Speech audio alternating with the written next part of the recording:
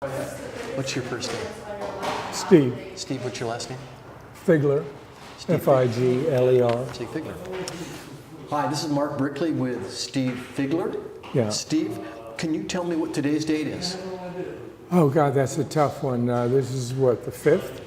5th of March. 5th of March. 2016. Steve, tell me, what is your earliest memory? Oh, my earliest memory is at the age of 3 at the family farm, climbing up onto my grandfather's lap. Tell me about your family farm. Where were you raised? Well, I was born in New York, raised in Florida.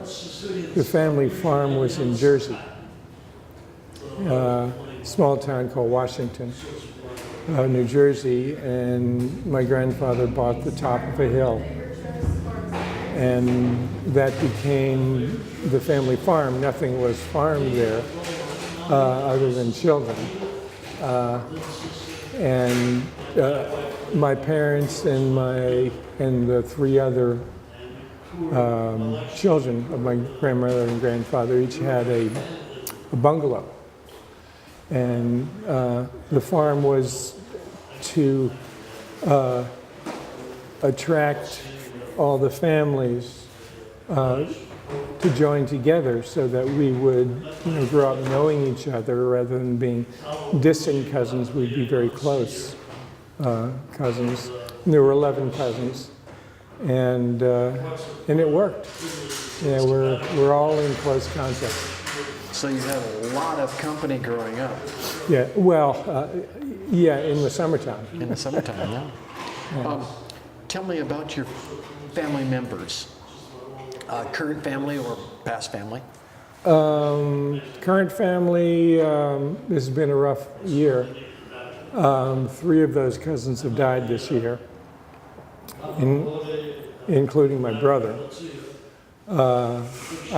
I have another brother in Florida, and it's quite a distance, but we try to keep in touch and see each other when we can.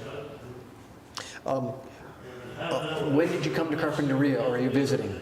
No, we moved here 2.5 years ago. From Cambria. Cambria.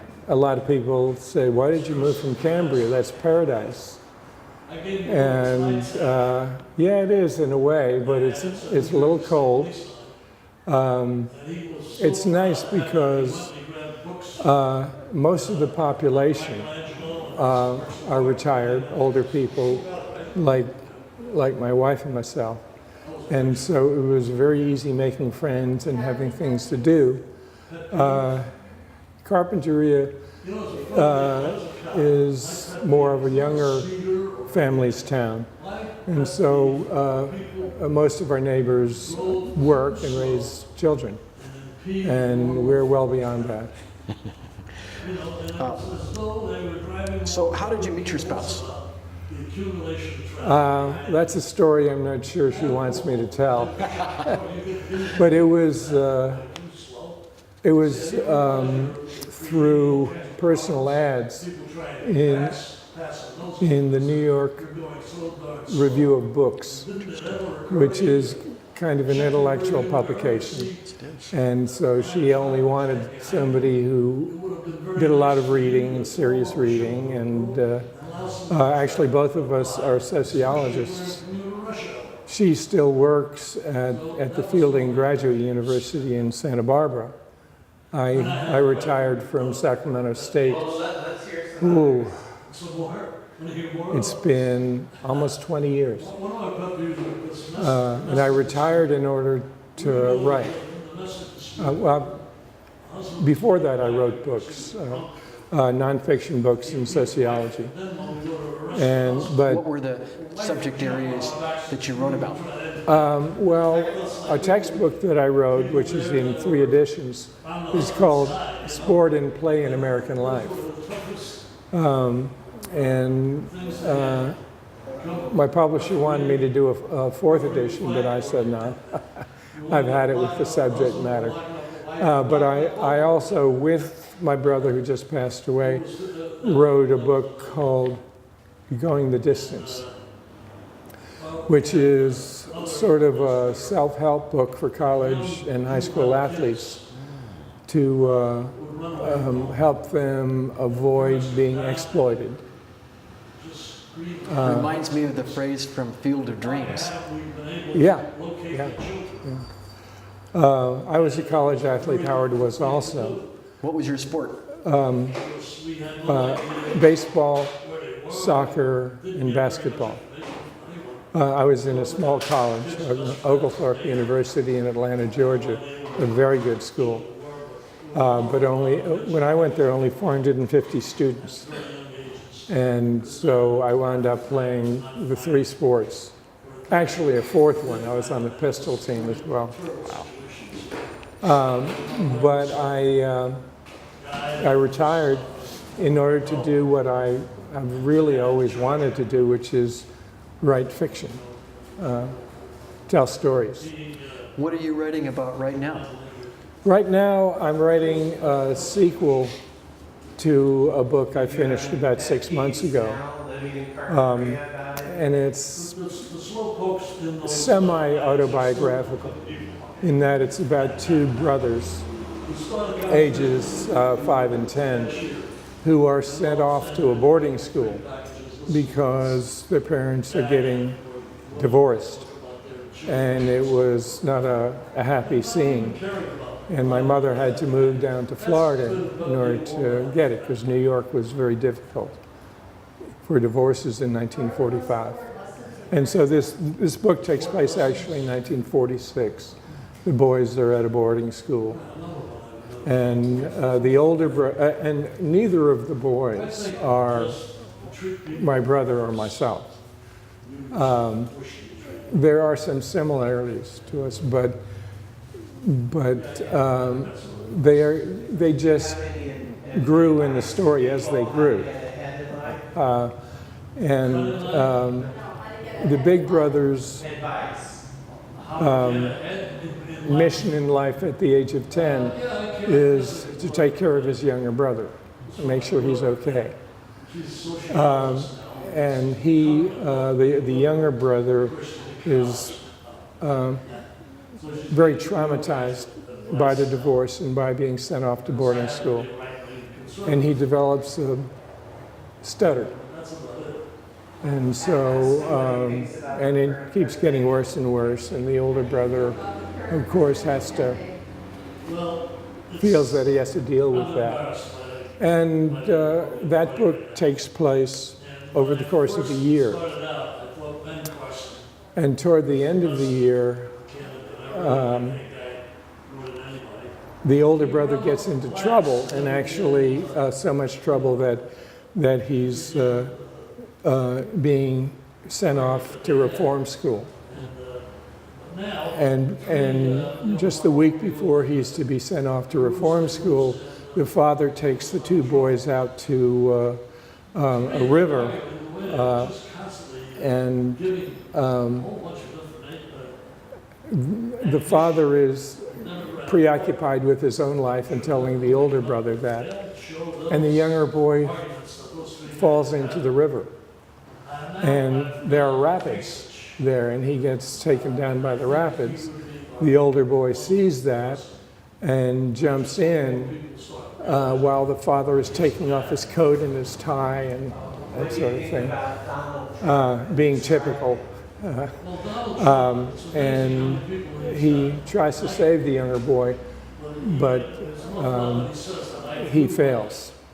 The younger boy, he looks dead. He's just floating in the river face down and goes around a bend. And he believes that the boy is dead. And I've read this story to a couple of critique groups. And they were a critique group here in Carpinteria? Well, not in Carpinteria, in Santa Barbara.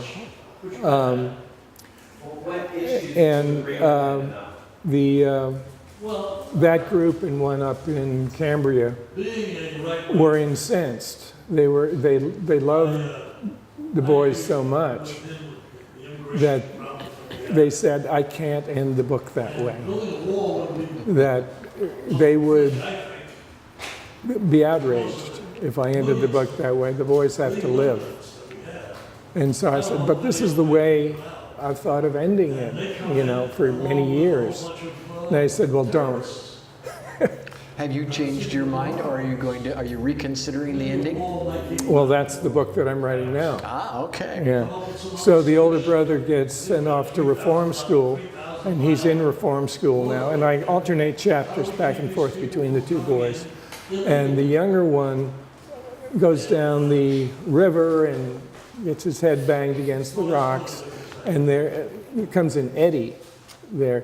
And he's circling around in the eddy. And a farmer who's also a fundamentalist preacher yanks him out of the river and gives him resuscitation and asks the boy his name. He doesn't remember anything. Doesn't remember his name, his family, where he's from, nothing.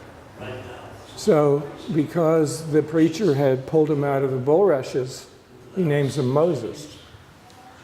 And so that's the name that Henry continues with. And so this is the continuing story now. That sounds like another volume might be coming forward. Yeah, it's in the plans. Well, do you have, it sounds like writing's an all-consuming hobby of yours. Do you have any other things that you like to do? Well, mostly I write, but I also play tennis. Tennis player. I'm at the Polo and Tennis Club. Very nice people, most of them from Carp. Do you live there at the polo field? No, I live here in town. How about your wife? What are her hobbies and interests? She plays bassoon in the City College Orchestra, Santa Barbara City College. She always been a musician? Oh yeah, from 4 years old, when her Lutheran preacher sat her at a piano and said, "Okay, here's how you play this." And so she's a classical pianist now as well as a bassoonist. Did you say that you had children or do not have children? Myself, I don't have birth children. Valerie has a daughter, 50 years old now, and she's become my daughter in essence. But influences in your life, big influences. What are they, and how do they influence you? Well, my best influence, the best person I've ever met was my stepfather, who actually was a musician too, a professional. He played drums in the big bands in the 30s and 40s. And he was just a marvelous person, the kindest, nicest person I've ever met. And I was already getting in trouble with the police at that age, at age of 10. And he helped me around that and got me past it. And another great influence was a teacher that I had at my college. I went to Oglethorpe University in Atlanta. And he was a music teacher, so I've been on the periphery of music a lot. Sounds like it. Any pet peeves that you have? Yeah.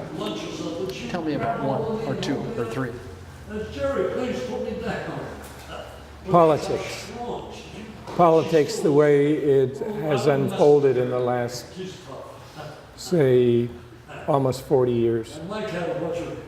And particularly how antagonistic it's gotten. We seem to be voting for personalities, or planning to vote for personalities rather than for people who have a good, solid plan to get America back to the way it was. That's pet peeve 1, 2, 3, and 4. Well, How would you like to be remembered? I'd like to be remembered as a wonderful author and a decent baseball player. I played baseball in college, and I played senior baseball for 8 years in my 50s. Were you an umpire ever? No. How about going? Do you ever get down to see the professional teams play or the college teams play in this area? I've done it a couple of times. I used to, when we lived in Cambria, I'd watch, my brother and I would watch the Cal Poly team a lot. And we'd watch the San Luis Blues, who play against the Foresters down here. Sounds like you're plugged in. Yeah. For your great-great-grandchildren listening, potentially, on your wife's side anyway, to this years from now, is there anything else you'd like to say? Be kind, be good, and enjoy life. You really have to enjoy life. We've been pushing ourselves too hard for too long. Adds up, doesn't it? It sure does. Yeah. Well, we talked about a number of things. Is there anything else you'd like to say? Because this is your set of memories.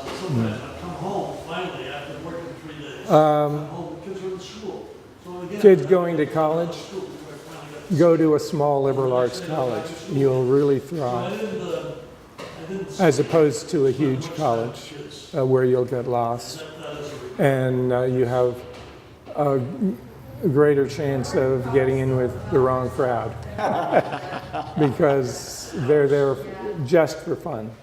Small liberal arts college, you're gonna learn to enjoy study, enjoy reading, enjoy writing.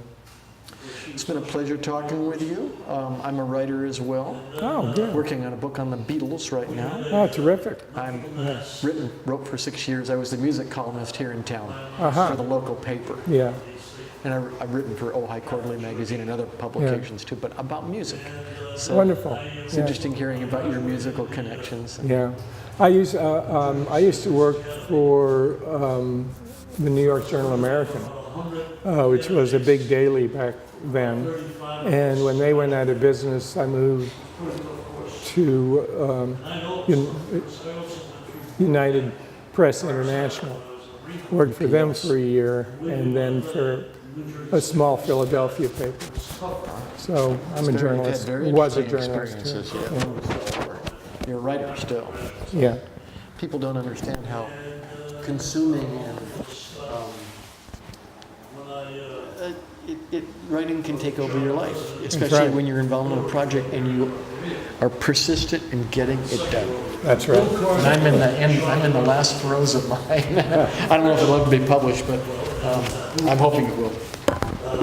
Maybe I'll publish it.